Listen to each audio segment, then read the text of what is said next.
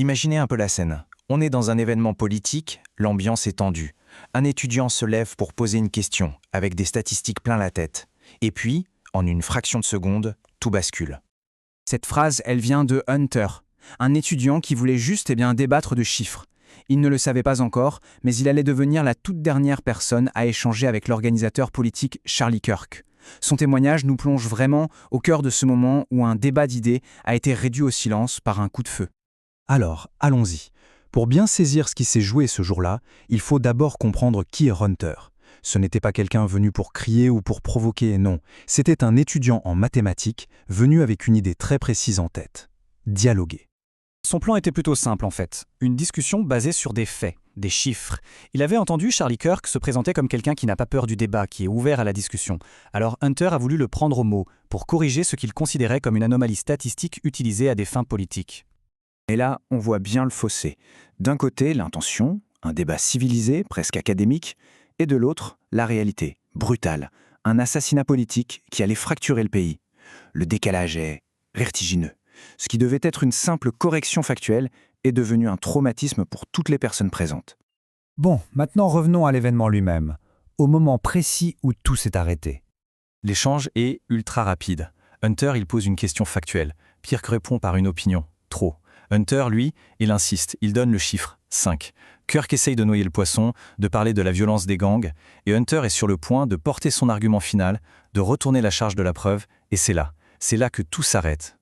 Un son unique, net, qui ne laisse aucune place au doute. En plein milieu d'une phrase, en plein milieu d'un argument, le dialogue est anéanti. Fini les chiffres, fini le débat, fini la conversation. Juste le silence assourdissant qui suit le coup de feu. Ce qui est assez fascinant ici, c'est la réaction immédiate de Hunter. C'est logique, c'est analytique. Il comprend tout de suite que ce n'est pas une fusillade de masse où n'importe qui peut être touché. Non, c'est un acte ciblé. Un meurtre politique. Pendant que le chaos régnait sur place, sur Internet, deux récits complètement opposés ont explosé quasi instantanément. Et voilà comment le monde numérique s'est fracturé en deux. D'un côté, des appels à la guerre, la proclamation que nous sommes tous Charlie Kirk, et de l'autre, une réaction glaciale, des blagues sur le dîner, des gens qui parlent de karma, deux réalités parallèles, totalement hermétiques l'une à l'autre, nées de la même tragédie. Mais au-delà de tout ce bruit en ligne, Hunter, lui, a dû faire face à la tragédie humaine dans ce qu'elle a de plus concret. Et c'est là que tout se joue, le vrai défi. C'est d'arriver à tenir deux pensées en même temps. On peut être en profond désaccord politique avec quelqu'un et en même temps le reconnaître comme un être humain. Pour Hunter, le déclic a été de réaliser qu'il avait lui-même un fils d'1 an, exactement comme Charlie Kirk. Et cette simple pensée a tout balayé. Au-delà de la politique, il a compris l'inutilité totale de la violence. Ça ne convainc personne. Ça ne résout rien du tout. Ça ne fait que creuser les fossés, nourrir la haine, et surtout, ça laisse un enfant qui ne connaîtra jamais son père. Cette expérience a poussé Hunter à une réflexion bien plus profonde, une réflexion sur les dangers de la conviction absolue, surtout en politique.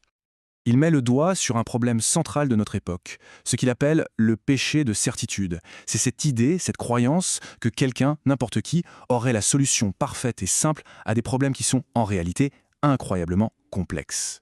Ce cycle est décrit parfaitement le mécanisme. On a un problème compliqué, un idéologue arrive et propose une solution qui a l'air simple et certaine. On ignore volontairement toutes les conséquences négatives de cette soi-disant solution, et au final, le problème de départ s'aggrave. Et ça marche en politique, mais aussi dans nos vies, quand cette même certitude nous pousse à couper les ponts avec notre famille ou nos amis qui ne pensent pas comme nous. Et la conclusion de tout ça, elle est un peu paradoxale. Peut-être que la seule manière d'avancer, ce n'est pas de trouver de meilleures certitudes, mais plutôt d'accepter d'être un peu plus incertain. Parce que c'est seulement quand on admet qu'on n'a pas toutes les réponses qu'un vrai dialogue peut enfin commencer. Au final, cet événement nous laisse avec une question fondamentale. Une question que Hunter lui-même se pose. Est-ce que ce sera un tournant, un moment qui nous forcera à mieux nous parler, ou est-ce que ce sera juste une tragédie de plus dans un cycle de violence sans fin ? La réponse, pour l'instant, reste ouverte.